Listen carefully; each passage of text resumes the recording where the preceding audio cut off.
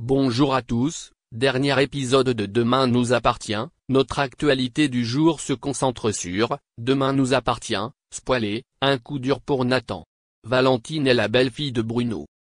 Nathan va subir un nouveau coup dur dans Demain nous appartient sur TF1, notamment grâce aux voix fortes de Camille et Dorian.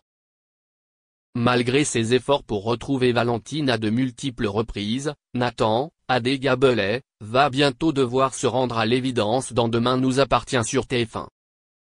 En effet, la jeune fille qui se retrouve dans le bus et se perd une première fois, puis se perd à nouveau en se cachant de l'agresseur, est enfin au stade du contentement avec le serveur Spoon. Mais cette parenthèse fut de courte durée. Au Spoon, après avoir rencontré Dorian et Camille, Elisa et Zedine, elle révèle qu'elle doit retourner dans la ville où s'est déroulée sa vie, Bordeaux.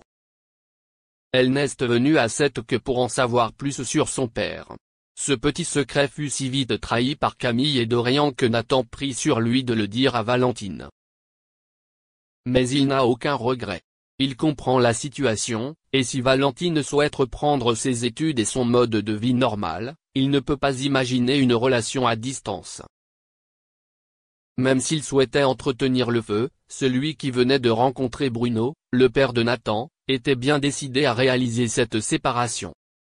Cependant, Nathan lui demande, avant de partir, qu'ils vivent ensemble du mieux qu'ils peuvent dans leurs derniers instants. Est-il possible qu'elle décide finalement de prolonger son séjour à Sète? Si ce n'était pas le cas, cette nouvelle aurait quand même un impact durable sur Nathan, comme ce fut le cas avec les récents adieux de Charlie. Si son père, qui va mieux depuis quelques semaines, notamment grâce au traitement prescrit par un addictologue, peut le consoler, alors Nathan devra surmonter cette épreuve quitte à être anéanti en peu de temps. Merci d'avoir regardé et à la prochaine vidéo. N'oubliez pas de vous abonner à notre chaîne. En attendant, dites-nous ce que vous en pensez dans la section commentaires ci-dessous. Si est ça.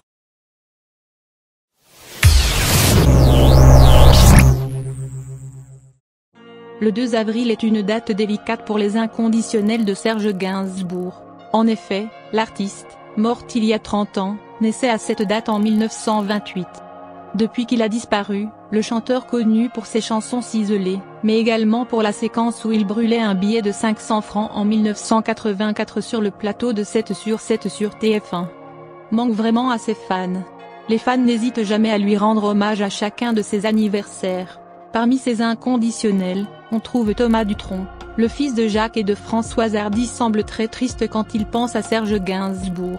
La preuve avec la photo diffusée sur sa page Instagram le 2 avril dernier, une publication pleine d'amour. Il y a quelques jours, le chanteur et compositeur de 48 ans diffusait une vieille photo de lui en noir et blanc en train de mordre un os dans la bouche. Ok, mes parents sont peut-être des artistes extraordinaires, mais ils me traitaient comme un chien quand j'étais enfant, rigolait-il en faisant référence au chien qui ronge les os. Thomas Dutronc, même des années après, semble toujours aussi affecté en pensant à la mort de celui qui l'a sans doute beaucoup inspiré pour sa carrière. Thomas postait un cliché en noir et blanc, une nouvelle fois, qui date d'il y a quelques années, dans lequel on le voit jeune homme avec Serge Gainsbourg. Photo datant de très peu de temps avant sa disparition. Il m'avait invité à aller le voir en Bourgogne, j'avais 16 ans.